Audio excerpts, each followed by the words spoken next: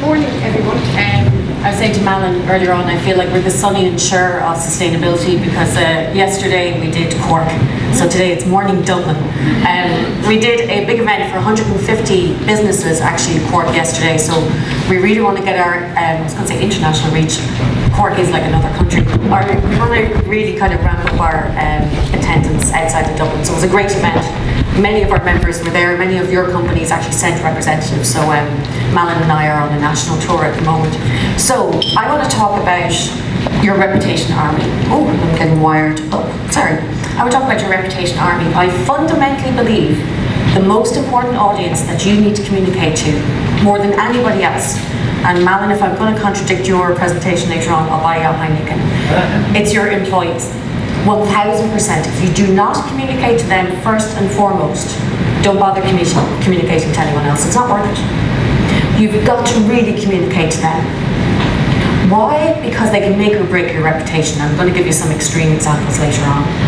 But we all have perceptions of companies, even if we've never set, our foot in the front door. I have very much, because I was a neighbour of that company, a real perception of what it was like to work for a large search engine organisation. I won't name them. But from living in those environments, I had a real sense of what it was like to work there. I had a sense from ex-colleagues who moved there, what their values were, what it was like. Even it's my first time in Heineken, so it's, I get a real sense of your culture just walking through the door and meeting Sandy. So we all have a perception of what it's like to work in companies, and we've never even been there. So if you're a job seeker, if you're a millennial who's actually going to research your company, who are they going to listen to? It's other employees. Why? Because your employees are trusted. Who isn't entrusted is your CEOs. This is the Element Trust Barometer released in March of this year. This is Irish data, and there has been a plunge by 16% in trust in your CEOs. I think it's at 27%. That's a plunge. I was really surprised at that. I thought actually after the recession and coming out and all that type of stuff, I thought that would go up, but that's the biggest drop since the Element Trust Barometer started. That's a huge drop. Your customers do not trust your CEOs. It might not be right. I've met some of your CEOs, they're great people, but that's the perception. But also, consumers think, I'm going to feedback, am I okay? I'm in front of this, I've got a strict line where I can't move and I like to pace. Okay, so, but 68% of consumers in Ireland think that businesses, more than any other institutions, not government, not NGOs, not academia, almost 2/3 of people in Ireland think businesses can actually solve social and environmental issues. So consumers want your businesses to do that, but they don't trust your CEOs. Who do they trust? It's your employees. And it's quite staggering, the trust. Now, you're not going to be able to read the slide, that's okay, but look at the colours. Do you see that pale blue that's kind of spiking above? That's your employees. Do you see the navy blue at the start of each pillar, each chart? That's your CEOs. Do you see that small grey at the end? That's your media spokespeople. I was really surprised at that. They are completely not trusted. So, no offense to any media spokespeople in the room, but there's a real trust gap with everybody. And it's not about I trust my employees or consumers trust employees to say what it's like to work in an organisation. Consumers trust employees, the second one, to talk about financial earnings and performance. Consumers in Ireland trust employees to talk about your business practices. Innovation, Bernadette was just talking about it. Employees, they want to hear from employees. They want to hear from employees on their views on industry issues. But this is big ticket stuff. So you need to arm your employees with all the great information that you have. Because I fundamentally believe that sharing these nuggets about sustainability builds pride in your organisation. And I think all of your titles should change to Chief Pride Officer. I think you have amazing stories to tell. You've got to tell your stories to your employees. You can really reap those benefits. Not all of the stories you're going to tell them might be relevant to them, but that's okay. It's just about nuggets that actually kind of go in their brain, plant a couple of seeds, start to build up their pride. If they're having a bad day and they hear about what you're doing in the community, that changes behaviour. If they're having a tough day and they're under stress, but they kind of go, wow, my company is actually doing something to help the environment, or I'm really interested in how they treat our debtors and creditors and they really pay on time. It builds trust. When there's a bank of trust, your employees will be your best reputation army. When your bank of trust is bankrupt, this happens. I know it's United Airlines. That slide is going to be shown at every PR conference for the next 3 decades as it should. It's a masterclass in what not to do. That slide to me is not about PR disaster or anything like that. It's about the fact that those employees, they just didn't have pride in where they worked. They didn't care. I searched United Airlines employees or what it's like to work in United Airlines. There are 5 pages of search results saying how bad morale has been way before this happened. This was an accident, it's going to happen. It was bound to happen. All of your consumers have cameras now. Your employees are your frontline soldiers. This was inevitable. It was going to happen because morale was just decimated. If you go into Glassdoor, and if you haven't, it's like the TripAdvisor for companies. We're on Glassdoor. I was really surprised. I interviewed somebody for a job and they gave a review of the interview process, and I learned a lot from it actually. But go onto Glassdoor. If you go onto Glassdoor to see reviews of United Airlines and actually going for interviews, it makes for horrendous reading. You would not want to work at United Airlines. The only other reason I said to Louise I wanted to put up this slide was so I could put up this meme. If you can't see it, it's coffee, tea, or salad beating. I just said it, sorry. But top tip, do not search for United Airlines memes in work on your business computer because that's the cleanest one I could show. It's pretty amazing what's out there, I can tell you. So that's, I know it's an extreme example, but I just want to shake it up and actually just show why it's so important. Because when it goes well, it can be incredible for your reputation. Your PR departments, your marketing departments, they should be knocking down your door and going, tell me your stories. From one airline to another, you all remember the Berkeley tragedy. It was absolutely horrendous, and those poor J1 students and the coverage in the media was quite startling. I think it was the Star newspaper had a front page picture of the body bags. Do you remember that? And it was really new low in Irish tabloid journalism. But Aer Lingus was flying all the parents over, those bereaved parents and also those parents who had children in intensive care.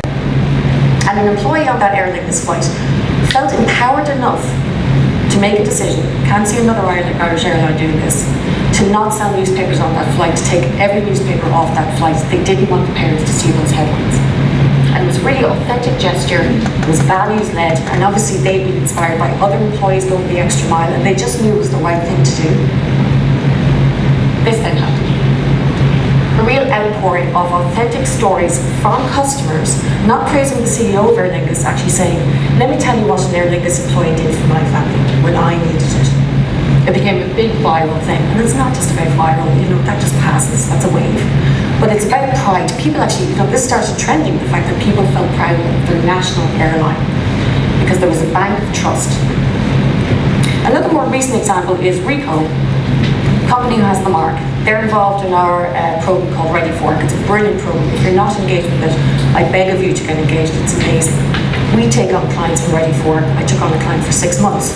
The first time I started, I was just at the door West Week, and Tina said, hey, have a Ready for Work client, help them for 6 months. And it was a real privilege. Ready for Work works with marginalised people who've come through addiction, and people who've suffered homelessness. We give them work placements, try to get them back on track. Lovely employee, Kate, never spoke to her in my life. She just sent me this email and said, look, I just did this internal blog in Ricoh. I thought you might be interested to hear about it. This is Suzanne. Suzanne went on work placement in Ricoh just a couple of months ago for 3 weeks. Loved it, passionate, did amazing work, and now she's got a full-time contract. The pride in that employee's email, I cannot tell you what it was like. You could feel the pride coming from her. It was her story. She was going, I want to tell you what we did with Suzanne. I want to tell you how proud I feel.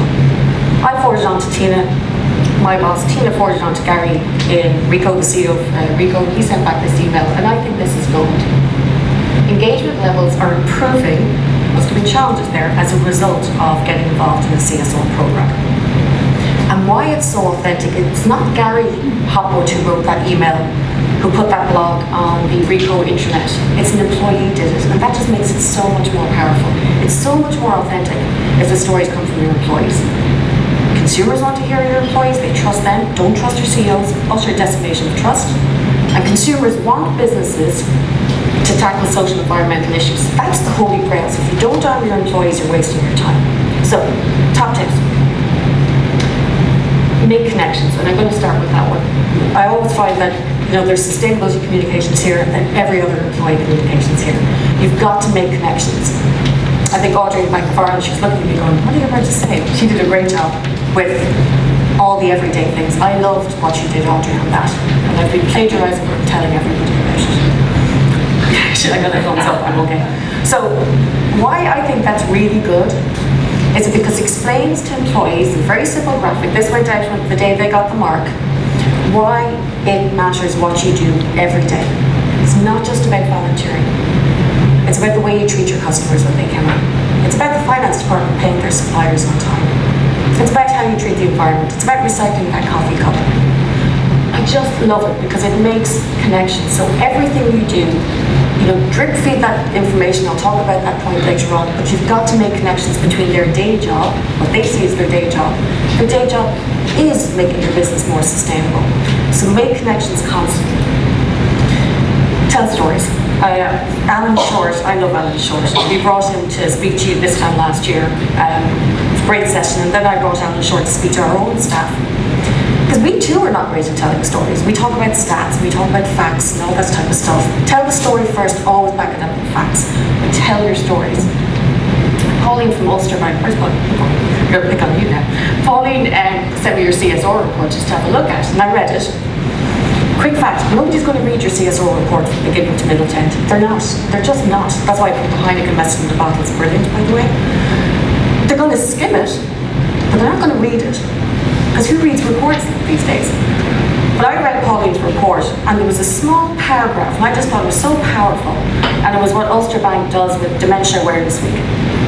And Ulster Bank trains its staff to actually deal with customers who have dementia, and that's so powerful. It resonates with me. My mother's elderly and there's challenges, and I found that so powerful and just a great value set for the company.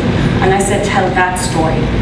All the facts are great, all the stats are great about climate change and carbon and all that stuff. That's a really powerful, emotional story. And the other story I loved in Pauline's CSR report was a case study from an employee about how she helped a family going through some financial challenges. And they're really powerful, so I tell your stories. That would be my biggest plea. Again, actually, it comes back to trusted employees. When I spoke to Derval and Airgrid, I don't know if Derval, we were talking about how to communicate that you got the mark, and trust and all that type of stuff. And she just said, kind of off the cuff, actually we have an employee, I think her name is Jane, has been with us for 20 years, and she said getting the mark was the proudest day she had in the company. I was like, really? Okay. But she did. She actually meant it authentically. She was so proud of everything they did in the organisation. And I said, get her to tell the story, not Fintan, your CEO. Get her to do a blog. Get her to do a video. If you're a millennial, and I have colleagues who are looking for jobs at the moment, who've finished up a contract, we were talking about this the other day in the office, they want to hear from employees in your companies about what it's like to work there. They don't want to hear from your CEOs. They want to hear from people like them. And they want to hear authentic stories. So tell those stories. Third tip, use the tools. You have the business impact map, it's there. I know Deloitte put it in their email signature, that made me very happy. But use it more. There's great stats, forget the stats, tell the stories constantly. Pick out those great stories. At staff day, when we brought Alan Short actually started to do staff day training for us, at every staff day since, we start by telling stories. So at the last staff day, and we had a film festival as well, we called it, I think, the BITC, so it was like the BAFTA, BITCs, if you know what I mean, so it was the BIFTAs. And we got each department to do a video, just about their work. And it was a great team bonding exercise, and random videos that we got, but it was really interesting. But we followed up that last year with just a good half-hour session of what makes you proud to work in business in the community. People share these incredible stories that I had never heard. Very personal, and these stories have planted a seed in my head, and I share these stories with somebody else. So tell those stories. Use the tools. Use the business impact map. 80% of millennials want to use a corporate hashtag to share their stories. That's millennials. I was like, oh really? But 80% actually want it. They kind of expect you to give it to them. So give it to them. Tell them to take a video when they're out and about. Put up that video. Don't put up a corporate video. Get employees to tell their stories, because that's who people trust all the time. Drip feed information.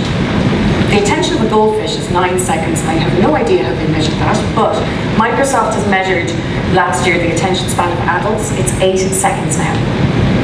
8 seconds is the attention span. Thank you for paying more attention than 8 seconds, by the way. So you've got to get to them quick. You got to get to them visually, but you got to drip feed the information. Once a year when you launch your CSO report is not enough. They will forget it very, very quickly. So constantly drip feed information. Musgrave do this very nice. On their social media, they do a Did You Know campaign. Did you know we saved 50% in carbon? Or did you know we helped Suzanne get the job? Or, do these Did You Know campaigns. Keep it consistent. Keep it drip feeding the information. Some of the information might completely be irrelevant and no interest. That's okay. Give them 20 stories and one might manifest itself. So you might have an employee and also like just telling somebody else at a dinner party, do you know what we do with dementia? With people with dementia, we actually help. And it's really, really powerful and it's authentic. And that's my last point. Be authentic. It's obvious. We're at Cork yesterday with Chris Martin, the CEO of Musgrave, on a panel with myself and Kieran Johnson, the General Manager of Janssen. And Chris said it 2 or 3 times about greenwashing and actually authenticity.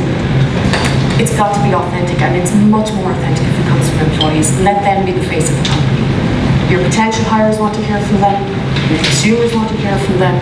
So, make it genuine. Maybe at the start of your sustainability committee meeting, or if you meetings of staff, just ask them a couple of stories about what gives them pride. Then capture those stories, or give them the tools and say, tell your stories and tell everybody you can as loud as you can.